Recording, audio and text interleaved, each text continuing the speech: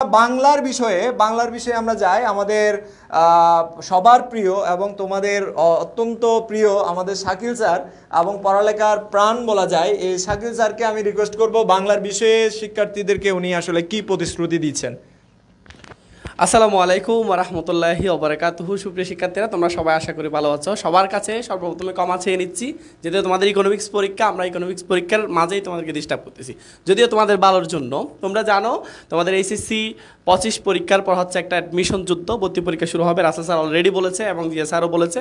তো আমি যেহেতু বাংলা পড়াচ্ছি, এখানে কয়েকটা কমেন্ট আমি লক্ষ্য করলাম, ক্লাস হচ্ছে না কেন, একটা কি রাখবা, বহু শক্তিমান হাল ছেড়ে দে, হার মানে বহু, দ্রুতগামী জীবন যুদ্ধে তারাই জয়ী যারাই বলে জিতবো আমি। তো তোমাকে জিততে হবে ভাই। আর তাছাড়া এখন বর্তমানে জাতীয় বিশ্ববিদ্যালয় থেকে শুরু করে প্রত্যেকটা সেক্টরে বাংলা ইংলিশ জিকে লাগবে।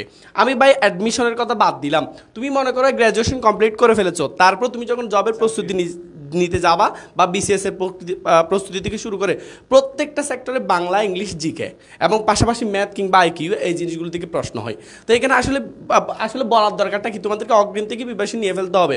তুমি হয়তো অনেকে অফলাইনে বলতে হবে, পাশাপাশি কিন্তু অনলাইন একটা কিন্তু তোমার দরকার। অনেক সময় হয়তো তুমি অসুস্থ হয়ে গিয়েছো বা অফলাইনে যাইতে পারতেছো না, বা আল্লাহ না করে কিছু একটা হতেই পারে, তো সেক্ষেত্রে তোমাকে অনলাইনটা কিন্তু সাপোর্ট দিবে। আর তোমরা আমাদের ব্যাপারে তো অলরেডি জেনেছো, আমাদের বিগত যে সেশনগুলো ছিল সেই সেশন থেকে কতজন চান্স পেয়েছে। এবার আমি আমার টপিকের কিংবা বাংলা বিষয় সম্পর্কে একটু বলি। বাংলা বিষয়ের সিলেবাসটা হচ্ছে অনেক একদম মহাসমুদ্রের মতো।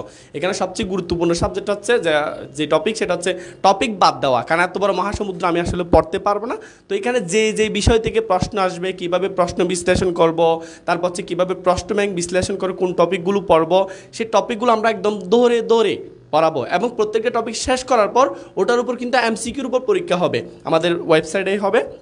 তাছাড়া তোমাদের এই যে আমাদের পুরো জার্নি তো তোমাদের মেন্টর হিসেবে থাকছি, রাসেল ভাইয়ের প্রশংসা করতেই হয়। প্রত্যেকবারই যখন কোনো স্টুডেন্ট মেসেজ দেয়, রাসেল ভাই কিন্তু সব সময় তোমাদের সাথে থাকে এবং আমিও প্রতিশ্রুতি দিচ্ছি, তোমরা যে কোনো সমস্যা সমাধানে বাংলা বিষয়ে আমি তোমাদের সাথে সব সময় আসি।